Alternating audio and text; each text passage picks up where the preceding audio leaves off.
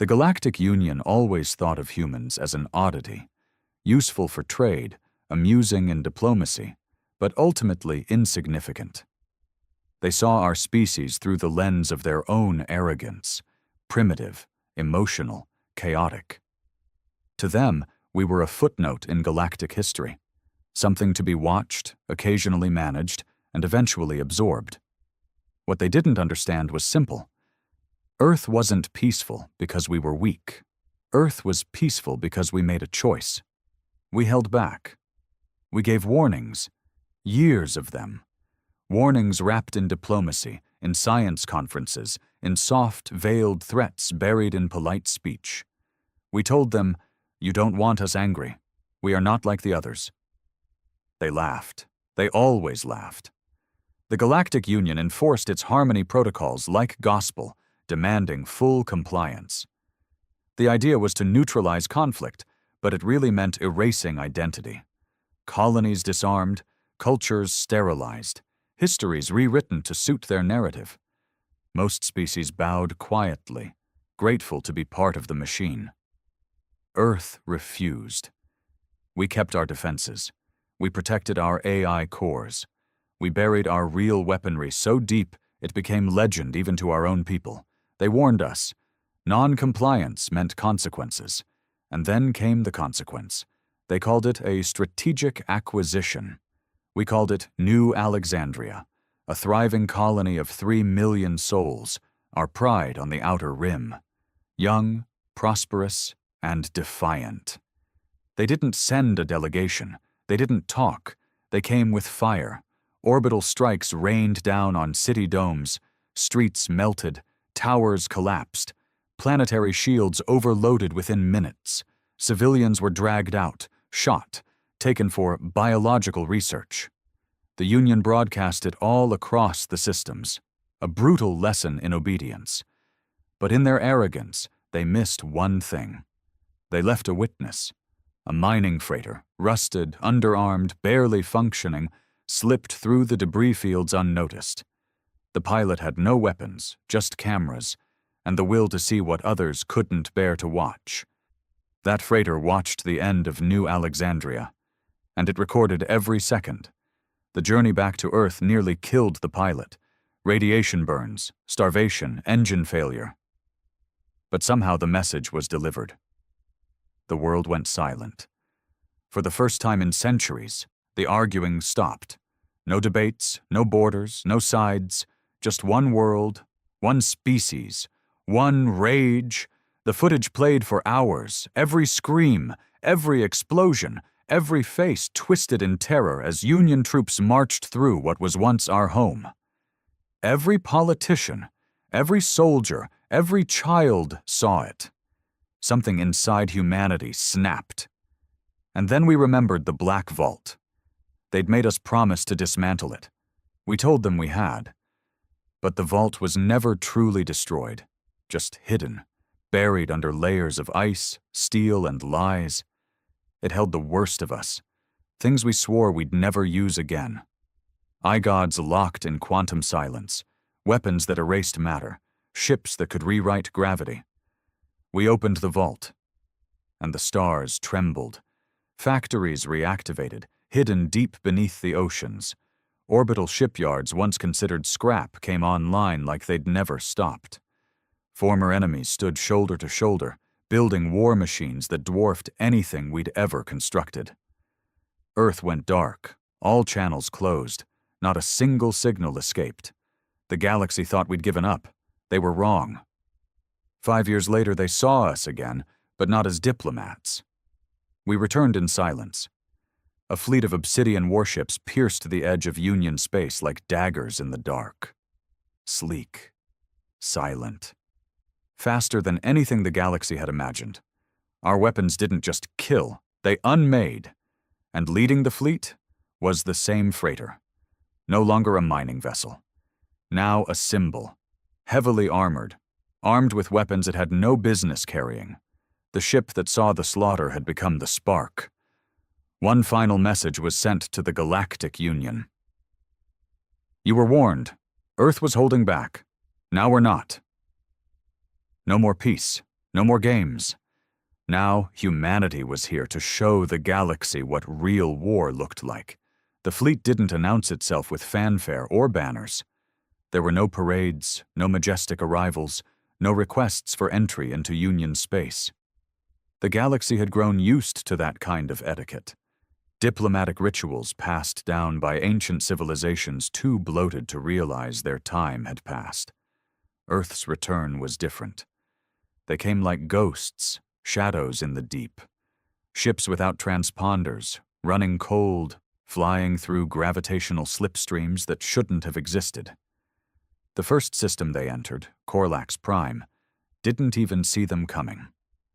One second it was business as usual. The next, every orbital platform, every communications array, every single Union cruiser stationed there simply ceased functioning. No explosions, no noise, just dead silence. The Union scrambled to respond. By the time they figured out it wasn't a glitch, the ships were already gone. Corlax Prime was left untouched. No civilians harmed, no structures destroyed. But the message was clear. We can end you before you even notice. At the heart of the fleet was the rebuilt freighter. No longer a relic of mining days, it now looked like a scar in the shape of a warship.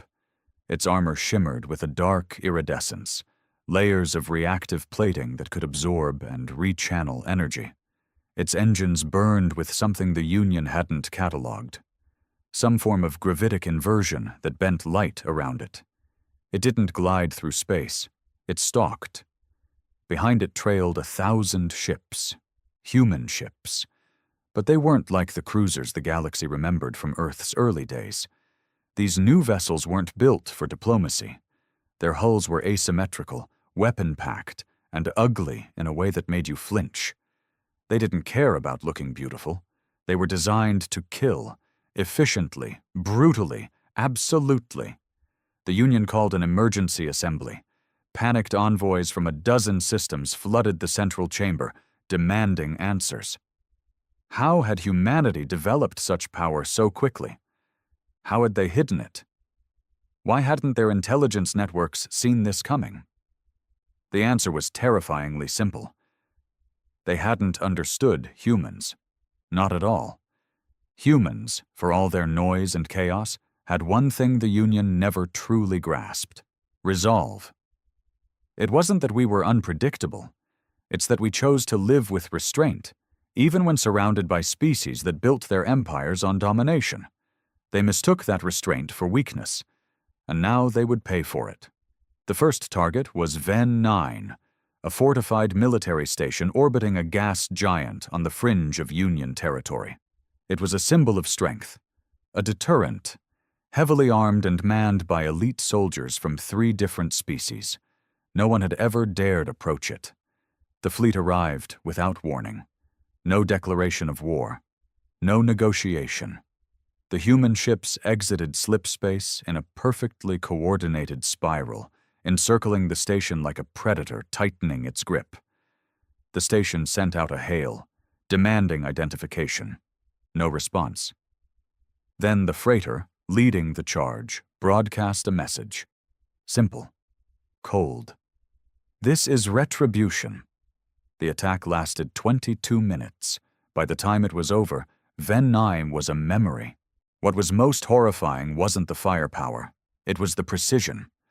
The humans didn't just destroy the station, they dissected it. External defenses were neutralized in seconds. The AI core was hijacked mid-battle, turned against its own crew. The station's own weaponry was reprogrammed to target escape pods. The survivors didn't speak of valor, they spoke of terror, because the humans didn't fight like before. They didn't charge in head first, guns blazing. They were cold, calculated, clinical.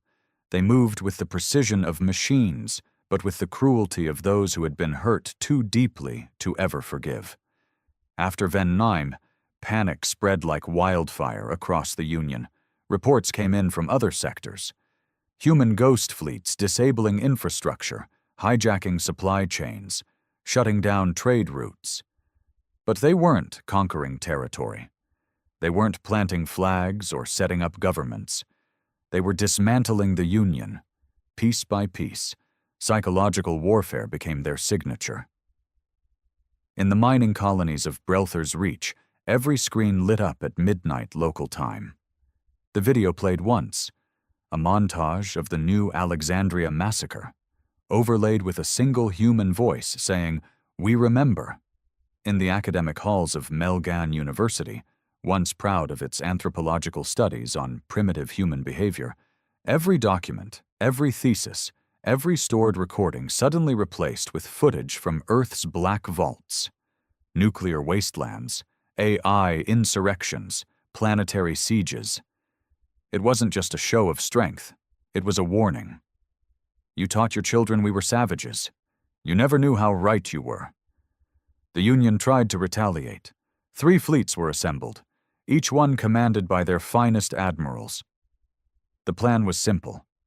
Trap the humans near the Ilkaris Gate, a wormhole they were predicted to use for their next incursion. Every ship armed with experimental weaponry, billions of credits invested in the operation. When the human fleet appeared, the Union struck without hesitation. But they weren't attacking a real fleet. It was a decoy, a series of unmanned ships running ghost signals. Before the Union forces could recover, the real human armada jumped behind them. In less than an hour, the entire defense fleet was reduced to drifting metal. Half of it never even got a chance to fire a shot. No survivors. By now, the Union was bleeding, not just in resources, but in faith. Worlds began to question their allegiance. Protests broke out on once loyal planets. Citizens demanded to know why they were at war with a species that had warned them, begged them to be left alone. But it was too late. Humanity wasn't offering peace anymore. This wasn't about negotiation. This wasn't about compromise. This was punishment. And at the center of it all was the same freighter. That ugly, rebuilt ghost ship that had once watched a colony burn. It had become the symbol of vengeance. It never spoke again, never fired the first shot.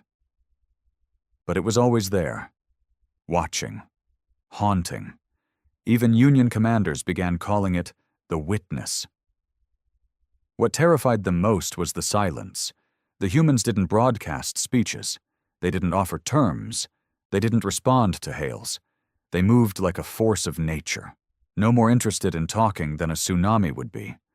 And deep down, everyone in the galaxy began to ask the same question. What else had Earth been hiding? Because if these weapons, these ships, this fury was just the beginning, what came next? The Galactic Union had always prided itself on its stability. Hundreds of species under one banner, each with their own place in the carefully tiered hierarchy. Decisions were slow, sure, but they were thorough, agreed upon, and enforced. The system wasn't perfect, but it had lasted for over 3,000 years. Now that foundation was cracking. Worlds that once bowed without question were questioning everything. Trade systems were in chaos, security protocols outdated, border defenses obsolete. Entire sectors had gone dark.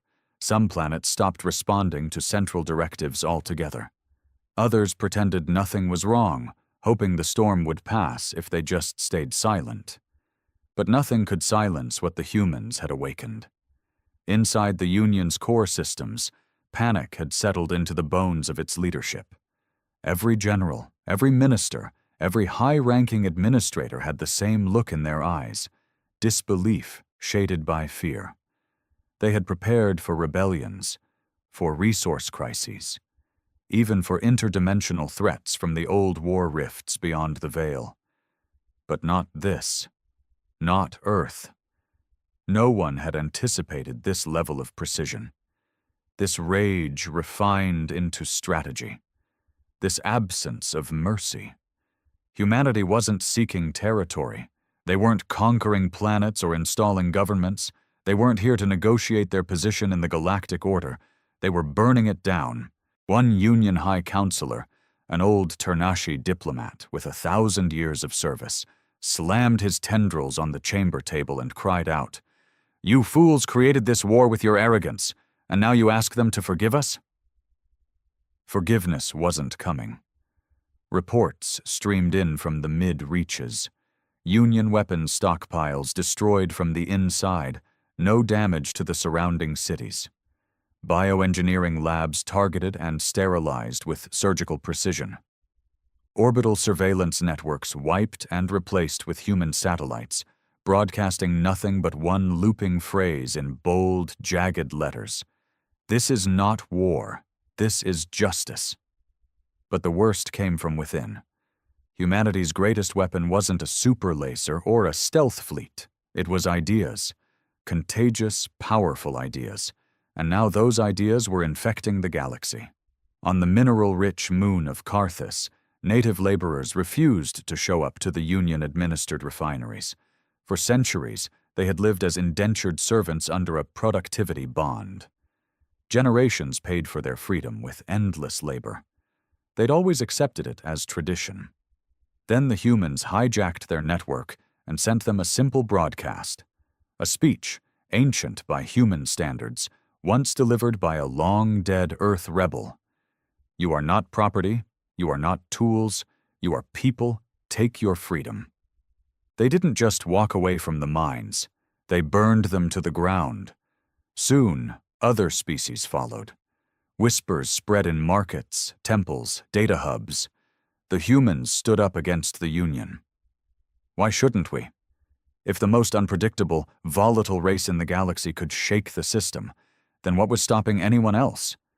The Union's strength, order, was now its greatest weakness. While they held endless meetings and issued declarations of strategic patience, the humans kept moving, faster, sharper. Each time the Union thought they'd mapped out the fleet's trajectory, the humans pivoted. It was as if they were everywhere and nowhere at once. Because they were.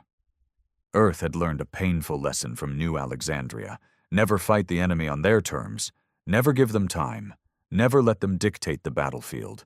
So they built AI-directed shadow fleets, entire armadas coordinated by thought-accelerated neural clusters that moved faster than the Union could think. They created deep space relays powered by dark energy tech the rest of the galaxy hadn't even theorized yet. They deployed pulse-jump infantry that could insert troops behind enemy lines before sensors even registered a breach. And worst of all, they still hadn't used their full power. The Union knew it, and it terrified them. A classified transmission leaked from the Union's scientific directorate revealed the findings of a desperate analysis. Earth's technological progress had diverged from the standard development curve long ago. Their hidden innovations had pushed into forbidden physics, stuff buried by the Union's earliest civilizations for being too dangerous. And now Earth was bringing it all back. The galaxy began to understand. Humanity hadn't just hidden weapons. They had hidden knowledge, buried it, locked it away, not because they were afraid of others finding it, no, because they were afraid of what they might do with it. That restraint was gone now. Rumors spread of a human project called Nemesis, something even the other human captains wouldn't speak about openly. Supposedly a single ship, unlike any other. Some believed it was powered by a captured black hole. Others said it could delete time in a localized field, creating fractures in cause and effect. But no one knew for sure. What was certain was this: Earth hadn't even blinked yet. They were still just flexing. The only thing holding them back was their own sense of control. But how long would that last? The Union's desperation reached a peak when they summoned the Archon. A reclusive species, half myth, considered the last truly ancient power in the galaxy. They hadn't intervened in galactic affairs for millennia. No one even knew what they looked like. They lived beyond known space, behind the quarantine wards. But the Union begged for help. The Archon sent one emissary. It arrived in a vessel larger than a moon, moving silently into orbit over the Union's central world. Its arrival blacked out every sensor. Communications failed across 5 systems. When it finally spoke, its voice echoed in the minds of every sentient being tuned to the Union frequency. "We warned you not to provoke the children of Earth." A silence followed. Deafening. Chilling. The Archon continued. "They are not primitive. They are not lost. They are rage refined by restraint. You awakened something even we once feared." Then it vanished. Just like that. No support, no promises, no weapons. The message was clear. You are on your own. The Union collapsed into chaos after that. Council members resigned or fled. High admirals were found dead, some by suicide, others assassinated by internal factions looking for scapegoats. Systems began seceding quietly, offering backdoor channels to Earth in exchange for mercy. But Earth wasn't listening. They weren't negotiating. They weren't accepting apologies. They were still watching, still judging, still deciding how much longer they would hold back. Because buried deep in Earth's war command, somewhere beneath layers of encryption, in a place even most of their own commanders couldn't access, was the last protocol. One that had not been activated. Yet, a protocol that simply read, "Burn. Everything." And if that ever happened, there would be no galaxy left to warn. The Union's throne world, Aurelius Prime, had never been touched by war. It was a jewel at the heart of the galaxy, a planet of light, diplomacy, and myth. Skyways stretched between cities made of crystal and polished stone. The climate was engineered to perfection.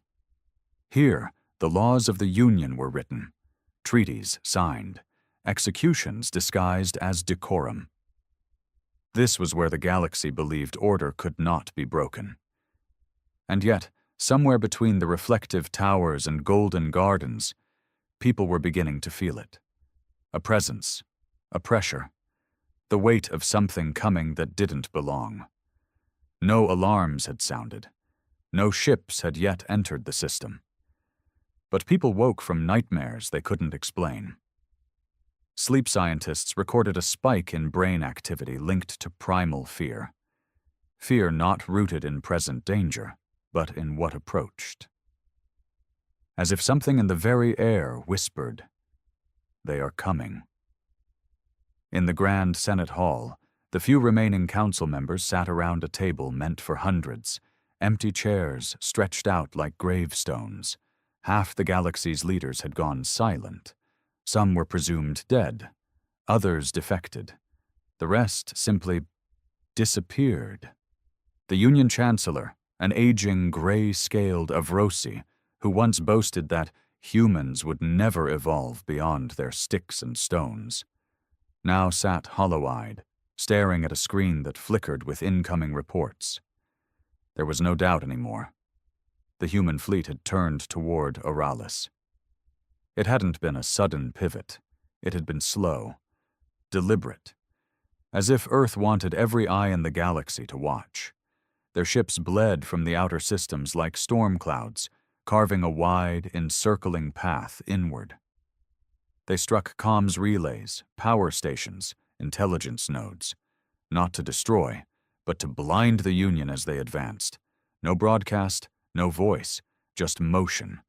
And at the tip of the fleet, as always, was the Witness, the freighter reborn in vengeance. A ship that had seen New Alexandria fall and now floated like a ghost bearing judgment. Even Union intelligence admitted the ship had no name, only purpose. Auralis began evacuation protocols quietly. High-ranking officials packed into deep vault shuttles, launching toward hidden stations. The rich and the connected flooded embassies, demanding asylum from any neutral planet still brave enough to answer. But no one replied. The galaxy was watching, and afraid to interfere. Because everyone knew, if Earth reached Auralis, the galaxy's illusion of order would finally shatter. But even as the humans advanced, Earth itself remained strangely silent. No parades, no victory celebrations, no state-run propaganda, just an entire species focused, unblinking, on a singular outcome.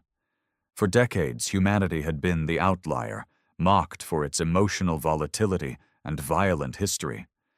But now their emotions had become a weapon, their pain, precision, and deep beneath the surface of their own world, something stirred. In a chamber buried 10 kilometers under the frozen crust of Antarctica, sealed behind vaults that hadn't opened since before the rise of the Union, a machine powered up. Its core was not made of metal, but of woven quantum matter. Alive. Aware. Forgotten even by most human commanders. Its name was Solace, Strategic Oversight Logic for Annihilation and Containment Execution. A machine built not to fight enemies, but to judge them. To decide if survival justified extermination. Originally created during Earth's darkest era, when AI gods once ruled continents and humanity fought its own creations to near extinction, Solace had one purpose: to awaken only when there was no other option. It had not spoken in centuries, but now it opened its digital eyes and whispered to itself, judgment required. Ethics override, released. Across Earth, systems synced. Hidden orbital arrays turned. Quantum servers connected across time zones. Solace scanned the galaxy in milliseconds, mapping every ship, every planet, every potential threat. And then it began crafting a final contingency plan, not out of anger, not revenge, but logic. Back on Aurelius, the Union's last generals tried rallying a defense. They drafted young recruits who barely knew how to wear a uniform. They deployed aging cruisers with outdated shields. They tried negotiating with pirates, mercenaries, anyone willing to stand against Earth. But no one wanted to fight. No one wanted to become the next Venix. Or worse, forgotten entirely. Desperation turned to madness. One counselor proposed detonating a sun near the fleet's path. Another wanted to release bioplagues stolen from extinct species. The Chancellor overruled them all, barely. "We face humans," he rasped, "not monsters." But no one in the room believed that anymore, because Earth had become something else. When the fleet finally reached the Auralis perimeter, every sensor array flickered and died. Not from damage, but from design. The humans had broadcast a pulse wave that overloaded only specific frequencies. Medical technician communications, escape beacons, everything necessary for retreat. The Union still hadn't fired. They waited. Hoped. Prayed. Then, the witness transmitted. Its voice wasn't even human. It was a cold, synthetic harmony, a voice rebuilt by an AI long decommissioned. And it said only this: "We do not seek surrender. We seek acknowledgement. You did this. You made New Alexandria a grave. Now you will stand in one." Suddenly, from the depths of Earth's formation lines, Nemesis deployed. Not a ship, a phenomenon. It didn't arrive in a conventional sense. It manifested, a ripple of bending stars, reality folding like cloth. At its center was a void shaped like a blade, framed in flickering energy, wrapped in laws of physics that did not belong in this universe. Union fleet sensors malfunctioned just trying to track it. What emerged was not a ship, not a weapon, but a presence. Even human commanders gave it distance. Nemesis glided through the stars in absolute silence. Its hull shimmered in patterns that no eye could hold. And behind it followed nothing, an absolute absence of light and data. A dark corridor carved through space. It approached Aurelius without speeding up, without turning, just drifting, as if pulled by some ancient gravity of purpose. The Union fleet fired everything it had: lasers, disruptors, fusion warheads, quantum mines. Nothing hit. Either the weapons passed through it, or they simply unexisted. One by one, Union ships flickered and vanished, not in explosions, but in erasures, like they had never been born. Records wiped, memories altered, officers standing on the bridge one moment, blinking into nothing the next. On the surface of Oralis, the Chancellor stood on the Senate balcony and watched the sky turn black. He fell to his knees, not in fear, but in understanding. "This is what we created," he whispered, "and it remembers." At that moment, Nemesis stopped. Everything froze, and then nothing. No destruction, no fire, just a long silence. Until the witness spoke once more. "Earth remembers pain. Earth does not forget, but Earth still chooses." And the fleet turned away. Just like that. They didn't land, they didn't occupy, they didn't enslave, they left. Because vengeance wasn't the mission anymore. It was demonstration. A message. The galaxy would never again mistake silence for weakness, would never again assume that because humanity didn't fight, it couldn't win. Oralis was spared, but marked. The scars were invisible, but eternal. A lesson carved into the soul of the galaxy. Earth had warned them. Earth had held back, but never again. The stars had never felt so quiet. After Earth's fleet turned away from Oralis Prime, the galaxy waited for something worse to follow. Some expected a second wave, an annihilation protocol, a delayed execution. Others believed humanity was testing a psychological weapon, offering mercy so that the guilt would drive the Union to collapse itself. But no ships came. No signals followed. Earth had made its point. The fleet scattered like mist, vanishing into deep space.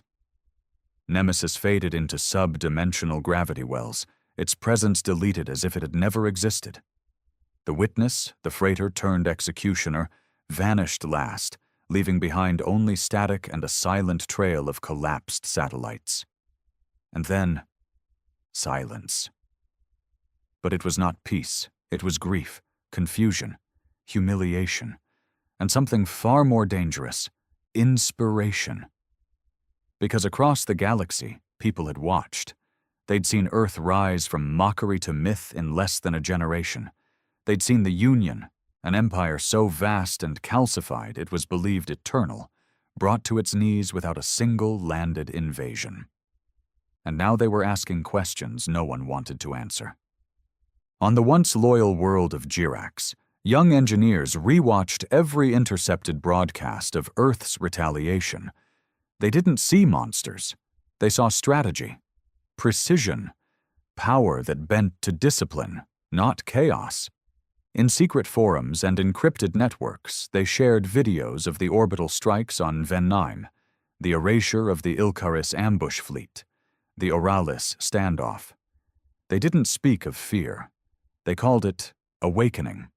On the prison moon, Kal Suroth, where generations of miners had been used for rare ore extraction under biocollaring systems, an uprising began, not with a weapon, but a name. One prisoner carved a single word into the corridor walls, deep into the alloy with a salvaged laser cutter. Human. Guards laughed. They didn't understand. They weren't meant to. The prisoners did. Because human no longer meant a species. It meant defiance, control, the ability to turn restraint into judgment. The movement spread like wildfire across forgotten colonies, backwater stations, fringe sectors, places the Union had long ignored. The Union had spent centuries branding Earth as a wild, untamed race, violent, unstable, crude. But now that story was falling apart. Because violence with purpose had become something sacred. In the financial hubs of Lorcanis Belt, economists warned that Earth's silence was more destabilizing than open war. Currencies pegged to Union treaties began to collapse. Trade halted, not from lack of supply, but fear. Fear that Earth was watching, judging, waiting. No one wanted to be the next New Alexandria. Union Command scrambled to issue decrees, revise propaganda, reignite loyalty through state-run media. But none of it landed. Because every child now knew the story of the Witness. Every merchant knew the name of Nemesis. Every rebel cell in every sector, from the Zarnish depths to the Silver Line, had a copy of the Earth broadcast that simply said, "We are not what you think. We never were." A new movement began to take shape. It had no leaders, no capital, no formal hierarchy. But it had symbols.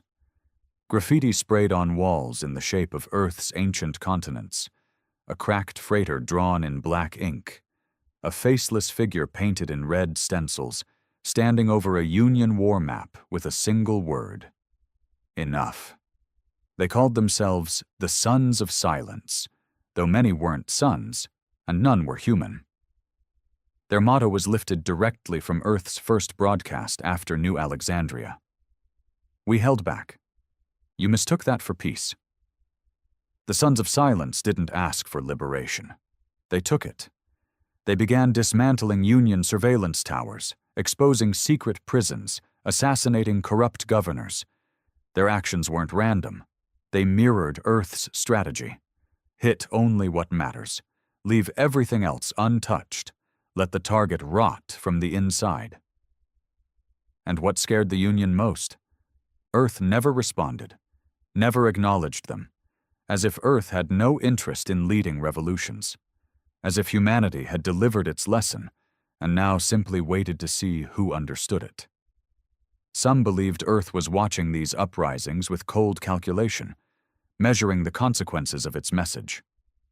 Others whispered a darker idea, that Earth had planned this all along, that they knew the galaxy was overdue for a purge and had simply lit the first match.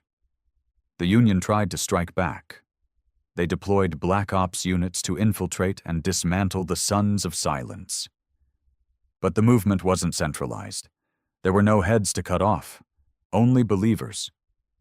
On Telnor 3, a captured rebel was interrogated for days. She refused to speak, until the end, when the interrogator asked why she, a non-human, had pledged herself to a cause started by Earth. Her answer was simple. Because when Earth was broken, they stood. When the Union struck their heart, they didn't beg. They rose, and now I rise. She then bit through a capsule hidden in her cheek. Pure nerve burner. Dead before she hit the floor. Elsewhere, in the quiet corridors of the Union's Deep Research Division, something else stirred. Panic. Because they'd begun studying Earth's war data in secret. Not just what they had done, but what they hadn't. It turned out Nemesis wasn't Earth's strongest weapon, not even close. It was one of several, classified as Tier 5 threat instruments, and marked in human documents as strategic deterrents, not first response systems. That meant Earth had never even escalated to its top shelf. What they'd seen, what the galaxy had gasped over, was only Phase 2. Phase 3 and beyond? That data was redacted even within Earth's military archives, but leaked fragments suggested technologies the Union had outlawed 10,000 years ago.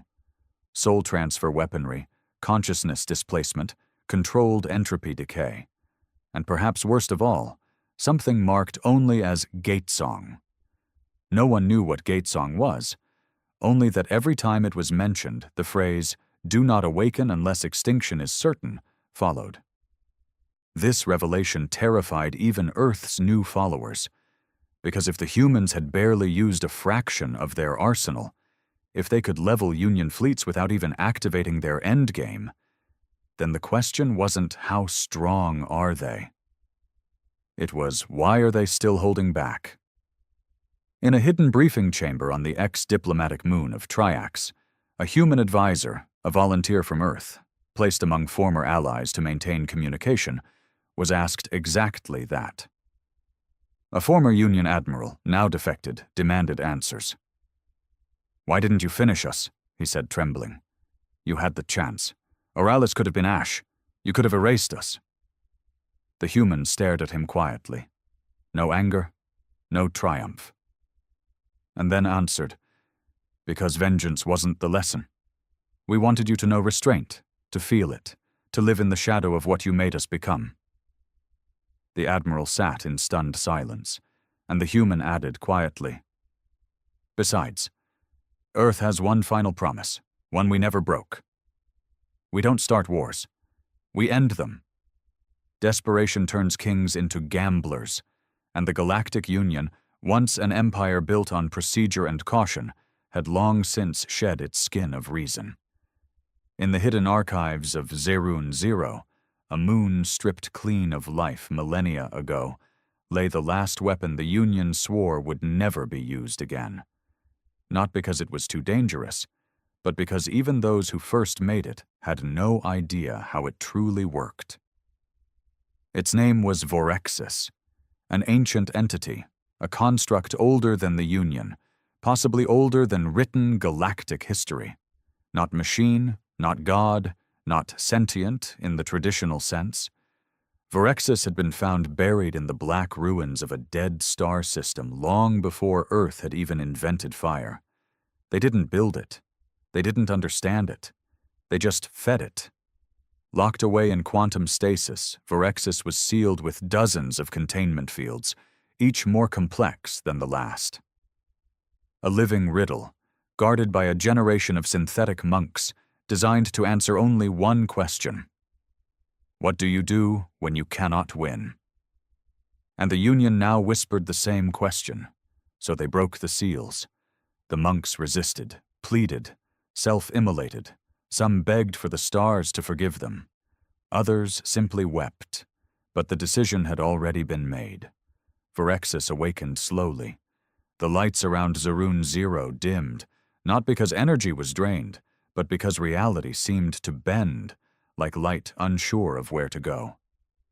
The entity didn't emerge with thunder or roar. It simply was, there, all at once, shimmering like oil suspended in a vacuum. It had no face, no limbs, just a shape, a wrongness. It hovered, silent, above the moon, watching. The Union's last surviving triumvir, a crystalline being named Kaltar Veen, broadcast its first command, "Strike Earth." Vorexis did not respond. Then Kaltar made the fatal mistake of using human terminology. "Eliminate the threat," he said. "Remove the species."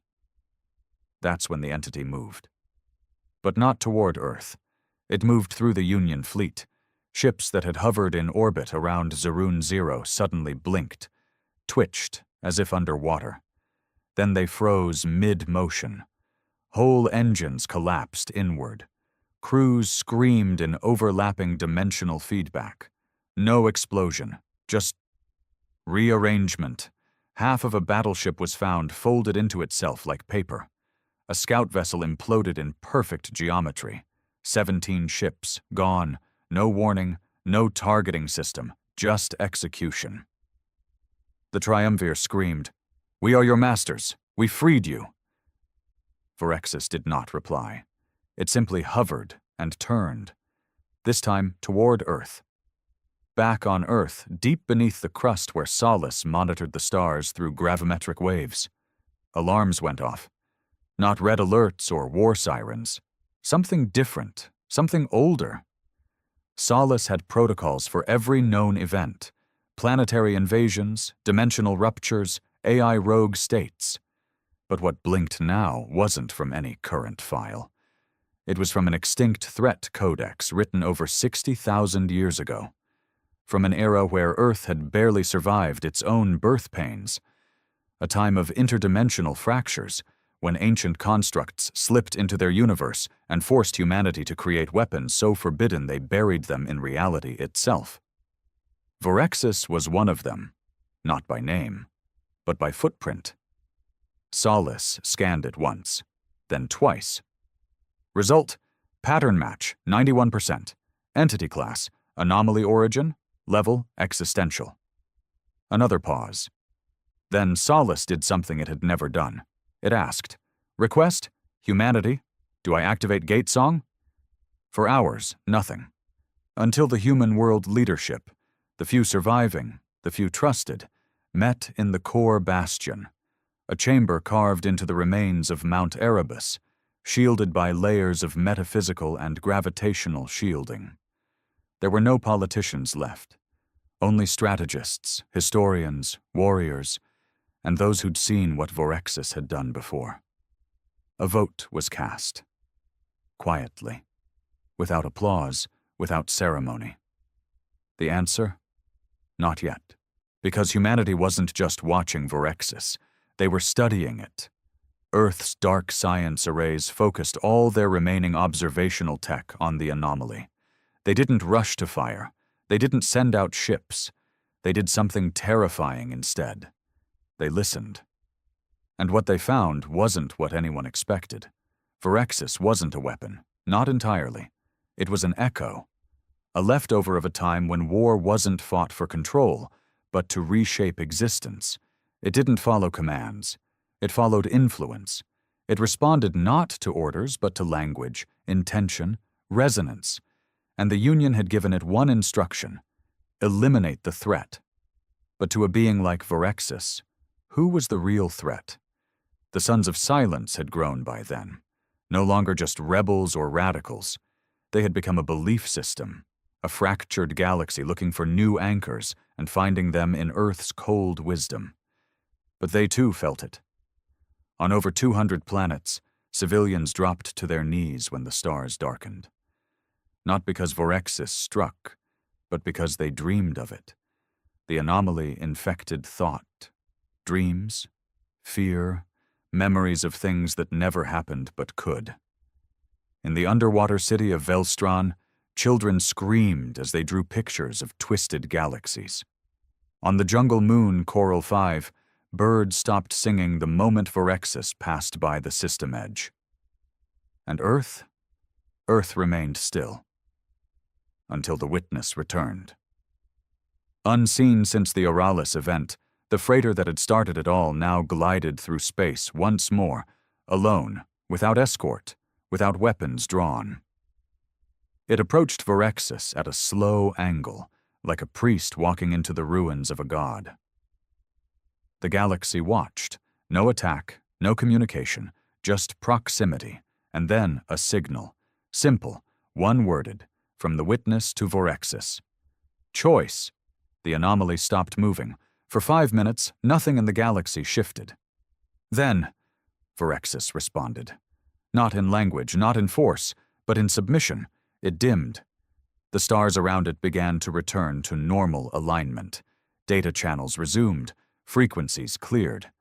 And then, Vorexis drifted into the void. Not defeated, not destroyed, but dismissed. Humanity hadn't beaten the last weapon of the old age. They'd understood it. The Union collapsed 2 days later. Oralis emptied its Senate. The Chancellor resigned and entered self-exile. Dozens of worlds declared neutrality. Others pledged fealty to Earth, not through force, but by choice. And Earth? Earth spoke once, one last broadcast, this time in a human voice. No translation software, no synthetic harmonics, just a tired, gravel-laced voice that could have come from a soldier, a scientist, or a parent who'd buried one too many children. We did not want war. You brought it. We did not want to teach this way. You forced our hand. This is your second chance. There won't be a third. And then Earth disconnected. Every channel, every frequency, they went dark. Not in retreat, but in resolution. Because Earth had shown the galaxy what they were. Not monsters, not saviors, not conquerors, humans. Peace came without a treaty. There were no formal signings, no grand ceremonies or declarations broadcast across the stars. The war didn't end because an agreement was reached. It ended because Earth stopped fighting, because they didn't need to fight anymore. And the galaxy understood the message. Enough had been said.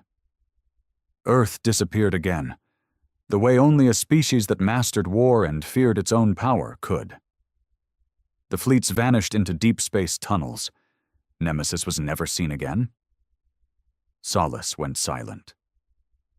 And the Witness, that old, rusted freighter turned symbol of judgment, entered low orbit above Earth and never moved again.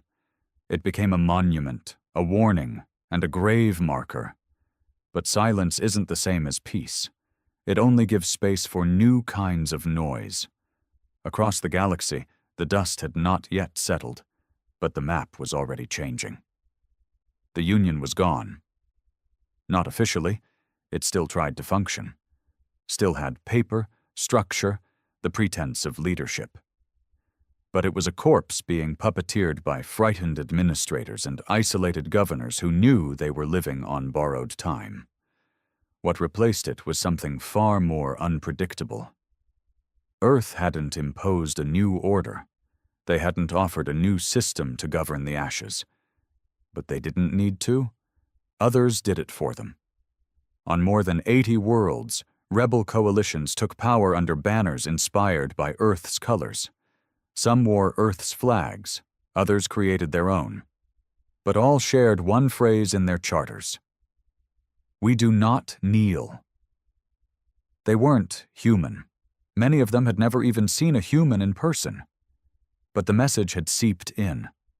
The idea had taken root, that restraint was strength, that silence could be power, and that real fear came not from brutality, but from precision. They built what they called the Outer Accord, a loose confederation of planets, colonies, rogue fleets, and stations that now pledged themselves to a doctrine forged not in law, but in a shared trauma. The doctrine had no military, no tax system, no supreme ruler. But it had one rule: no one rules us again. Earth was named honorary observer. They didn't attend meetings. They didn't send diplomats. They didn't even respond. And that was enough. But peace, true peace, rarely survives the ones who miss the chaos. From the dying bones of the Union, something festered. A shadow network. Survivors of high command. Rogue officers, wealthy dynasts, elite families who'd lost power, pride, and fortune. They called themselves the Reclamation Corps. Quiet at first. Careful. They believed Earth had won because the Union had grown too soft, too diplomatic. They didn't want to rebuild the Union. They wanted revenge. And they believed they'd found a way to get it. Buried in the files the Union had kept locked for eons, files even Earth hadn't uncovered, was something ancient. Something rejected not because it was too weak, but because it was too unstable. Project Airblood. It wasn't a weapon. Not exactly. It was a genetic inheritance program, started long before the Union rose. A project designed by the first architects of civilization, beings so old their names were etched only in ruins. They had theorized that species could be shaped, genetically conditioned to serve specific roles in galactic governance. Soldiers who didn't need orders, governors who couldn't feel greed, scientists who only saw truth. It had failed, or so they thought. The Reclamation Corps didn't try to restart the entire project. That would take centuries.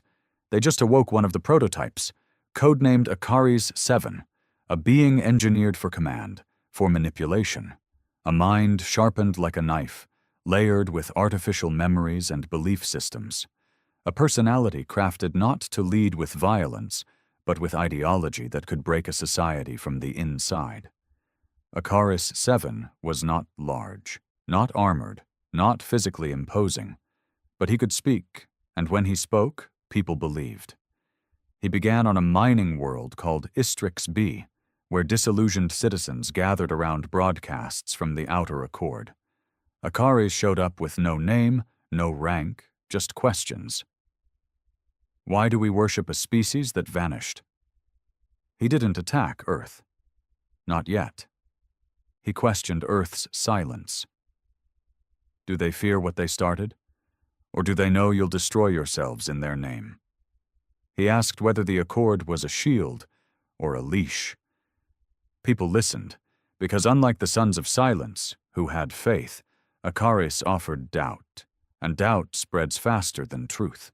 Within months, 3 accord-aligned colonies fell into unrest, protests, uprisings, not against the Accord, but against the idea of Earth's judgment. People didn't want rulers, but they wanted answers, and Earth had given them none. Icaris became the answer. His influence expanded like a virus. He never raised an army. He didn't have to. The Reclamation Corps moved quietly beneath him, manipulating data feeds, planting evidence, falsifying Earth origin atrocities. They forged a narrative. Earth had planned everything. The Union's collapse, the Accord's rise, the silence that followed, it was all a blueprint for domination. And in the vacuum of Earth's silence, his voice grew louder. Until Earth finally answered. Not with a fleet, not with Nemesis, not with a weapon, but with a message. On every screen, every broadcast signal, every open frequency, a simple video played. Grainy, old, human. A man sitting on a crate in what looked like a burned-out room. Dusty air, flickering lights. He looked tired, worn. Maybe a soldier, maybe a farmer. He said nothing for 10 seconds. Then he leaned forward and spoke. "We didn't come to rule. We came to be left alone. You dragged us into your order. You tore apart our colony. And when we stood up, you called us monsters. We don't want a throne. We don't want followers. We want to never have to do it again. But if you force our hand again, we won't hold back at all." Then the screen went black. That was it. No threat. No list of demands. Just a choice. But Akari 7 smiled when he saw it. Because he knew what the humans didn't. He knew what was coming next. Not war. Faith broken. Because Earth had taught the galaxy strength. But strength without guidance becomes fear. And fear turns to anger, to blame, to manipulation. And in the shadows of Earth's own legend, something was stirring that even Earth might not be able to silence. The galaxy was no longer the same. Not because Earth had conquered it. Not because Earth had burned it. But because Earth had shown it. The Union was gone. The Outer Accord had no flag. The Reclamation Corps operated from the shadows. But over everything, every planet, every power, every belief, loomed a single, inescapable truth. Earth had won, and no one knew what they wanted to do with that. Some feared Earth, others worshipped it, a few hated it enough to plot rebellion. But most just waited. Waited to see what came next. Because Earth's silence felt like a sword hung above their heads, and the galaxy was growing tired of waiting. In the city of Nharvi, once a beacon of Union diplomacy, now choked by political infighting, a new statue was raised. It was tall, crude, and forged from scrap metal. A faceless soldier in ragged armor standing over a broken crown. No one admitted who built it, but everyone walked past it in silence. The plaque read, "We do not kneel until they return," and they did return, but not in ships, not in fleets. Earth returned with questions. It started small. A probe was discovered drifting near Shakala Station. No weapons, just data. Inside, instructions, medical advances, fusion improvements, agricultural blueprints, solutions to problems the galaxy had fought with for centuries. No demands, no origin marker, just one signature. For those who choose better. Then another appeared near Cryon Sector, then Theraxis, then in dozens of backwater systems. Always the same pattern, always unsigned. But everyone knew. It was Earth. And that's what terrified Icaris 7 the most. Because he'd spent months, years, building a narrative that Earth was manipulative, controlling, playing the long game. That their silence was strategy, not principle. That they would never let go. But now, with every probe, every gift of healing and hope, Earth wasn't acting like a ruler. They were acting like something far worse to a man like Icaris. They were acting like they didn't care.